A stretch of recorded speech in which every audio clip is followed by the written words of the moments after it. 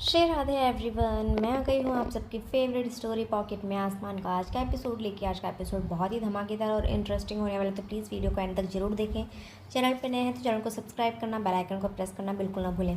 आज के एपिसोड की शुरुआत में हम देखते हैं कि नारायणी जो होती है और जो बा होती है वो दोनों रानी के ऊपर बहुत भड़क जाती है और वो पूजा में बैठने से मना करती है। बट जब रानी अपनी बात रखती है तो उस वजह से वो फिर भी उसे पूजा से मना करती है। तभी जो यहाँ पे बा होती है वो उसे बोलती है कि नहीं, तो इस पूजा में नहीं बैठ सकती। और यहाँ पे पंडित जी जो होते हैं वो बोलते हैं कि तुम इस पूजा में बैठ सकती हो, तुम्हारी जो तुमने काम किया है वो धर्म के हिसाब से था, तो वो काम तुम इस पूजा में बैठ के कर सकती हो। तभी देखते हैं हम कि नारायणी भी इस बात को मान जाती है। तो नारायणी के कहने पे वो पूजा में बैठती है और यहाँ पे जो बा होती है वो बोलती है कि तेरी आज तूने इसे आज एक माफ़ कर दिया है, जिसकी वजह से वो कल को बहुत बड़ा गलती करेगी, जिसकी वजह से तुझे बहुत बड़ा पछतावा होने वाला है। तभी यहाँ पे हम देखते हैं कि वो पूजा में बैठती है। पूजा जैसे ही पूरी होती है, संपन्न होती है, तो प्रसाद बांटने के लिए जाती है। तभी यहाँ पे देवू जो होती है वो उसे बोलती है कि तुझे पता है कि ये सब किसने किया है। तो वो बोलती है कि हाँ मुझे पता है, ये सब अनिशा का किया हुआ है। तो वो बोलती है कि हाँ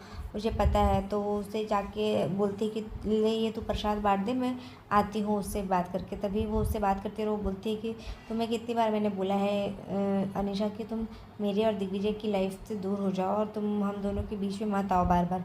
तो वो बोलती है कि मैंने क्या किया। तो वो बोलती है कि तुम ऐसी मत बनो कि तुम्हें कुछ पता ही नहीं है।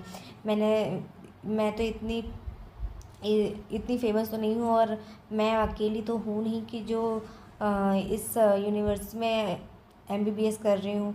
और भी बहुत सारे स्टूडेंट्स हैं, बट मैं शायद फेवरेट हूँ ज़्यादा, कि जो कुछ भी हो रहा है सब मेरे साथ ही हो रहा है। और जैसे कि वो उस दिन मेरी एग्ज़ाम के दिन मेरे बैग चोरी हो जाने, जिसमें मेरी ID पासवर्ड पासपोर्ट्स वगैरह सब थे, तो वो सब चीज़ें चोरी हो जाना। और फिर जिस दिन मैं आज जब पूजा के दिन है तो फिर मैं हॉस्पिटल के बदले क्लास लेने गई हूँ, कॉलेज गई हूँ, ये बात किसी को पता चलना घर में। तो ये सब चीज़ें जो हो रही हैं, और आज इतना बड़ा बखेड़ा खड़ा होना कि मैंने आज डेड बॉडी को टच किया है, आज मैं एक्सपेरिमेंट कर रही हूँ।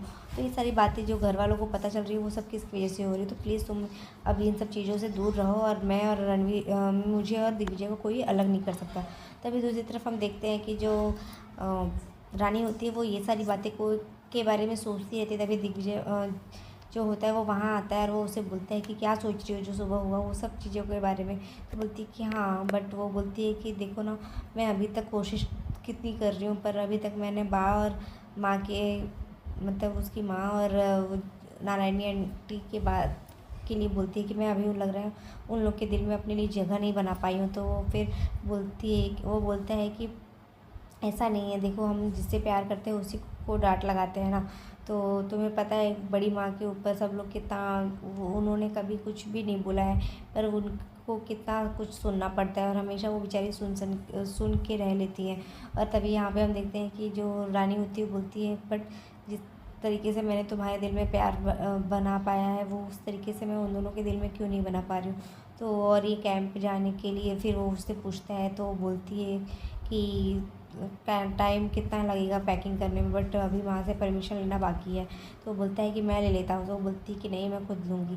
तभी दूसरी तरफ हम देखते हैं कि अनीशा जो होती है वो कविता को कॉल करने लगती है, और कविता जो होती है वो छुट्टी पे चली गई होती है। तभी वो उससे पूछती है कि कौन जाएगा फिर उसकी जगह पे। तो वो बताती है कि जो रेड लाइन पे कॉल करके तो पूछने लगती है, तो वो बताती है कि अब कविता मैम की जगह पे जो सोहम सर हैं वो जाएंगे, डॉक्टर सोहम। तो ये सुन के वो बहुत ही खुश हो जाती है। तभी वो एक और नया चाल चलती है और वो वहाँ के स्टूडेंट्स को बुलाती है कि तुम से काम है कुछ, तो तुम लोग मुझे मिलो आके।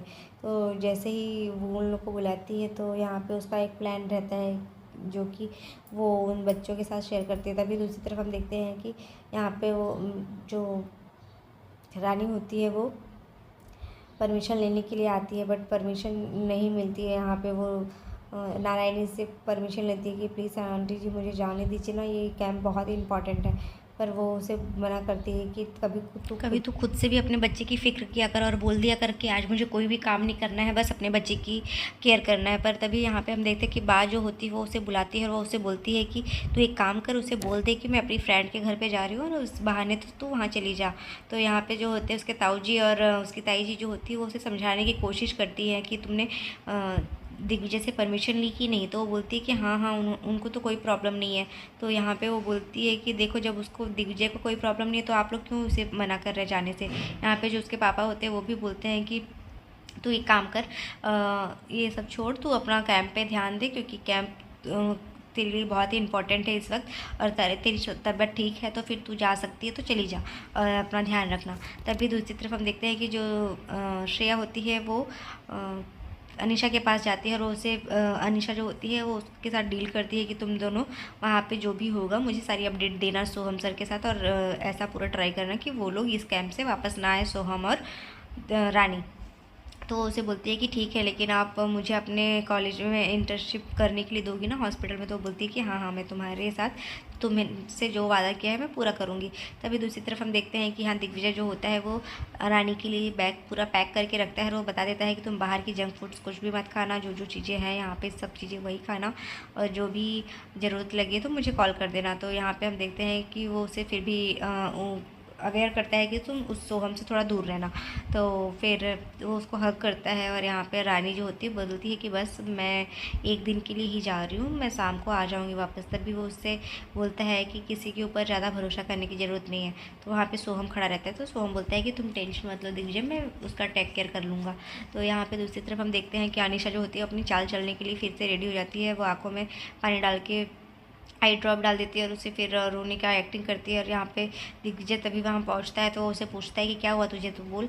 तो वो बताने लगती है कि जो उसका बजाज मिस्टर बजाज है उसको उसके ऊपर शक होता है कि तुम दोनों एक दूसरे के साथ हो, तो तुम दोनों के बीच फिर से कोई अफेयर चल रहा है क्या, ऐसा। तब वो उससे बोलता है कि तो ले क्या फ़ोन दे, मैं उससे बात करता हूँ। तो यहाँ पर अनीशा जो होती है वो उससे बोलती है अरे कोई बात नहीं, अगर तुम फ़ोन करेगा तो उससे फिर उसका शक जो होगा वो सच में सच हो जाएगा। तो फिर उसके बाद वो उसे बोलती है कि ठीक है कोई बात नहीं। तो फिर उसके बाद वो सोहम के बारे में उसको भड़काने की कोशिश करती है, सोहम और रानी के लिए।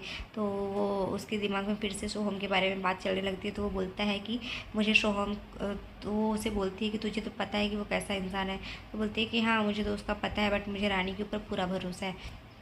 फिर यहाँ पे हम देखते हैं कि सब लोग यहाँ पे कैंप पे पहुँच जाते हैं, और जैसे ही वो कैंप पे पहुँचते हैं तो रानी जो होती है वो सब चीज़ों को एंजॉय करती रहो, वो बहुत ही खुश रहती है। यहाँ सब लोग सेटअप रेडी करते रहते हैं। दूसरी तरफ वो उससे बात करती है कि ठीक है, मैं एक क्लाइंट का बहुत ही इम्पोर्टेंट है, तो तू एक बार देख ले कि सब कुछ ठीक लग रहा है कि नहीं। तो फिर उसको एक बार सोहम का जो उसके दिमाग में कीड़ा भर देती है कि सोहम के नाम से वो वैसे ही गुस्सा दिलाता रहता है उसको।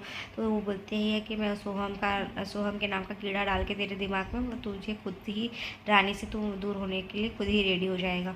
फिर उसके बाद यहाँ दूसरी तरफ हम देखते हैं कि सब लोग यहाँ पे इकट्ठे हो जाते हैं और कैंप रेडी होने वाली रहती है। तो यहाँ पे सोहम जो होता है सबको इंट्रोड्यूस करता है, और रानी जो होती है वो अपनी फ्रेंड से बोलती है कि मुझे बहुत ही बचपन में मैं ऐसे ही कैंप खेला करती थी और अपने अंकल आंटी को पेशेंट बना गया करती थी। तभी हम देखते हैं जो श्रेया होती है वो रानी से बदला लेने के लिए उसको पॉक करने की कोशिश करती है। दूसरी तरफ रानी के खिलाफ और सोहम के खिलाफ अनीशा जो होती है वो उसको भड़काती रहती है दिग्विजय को।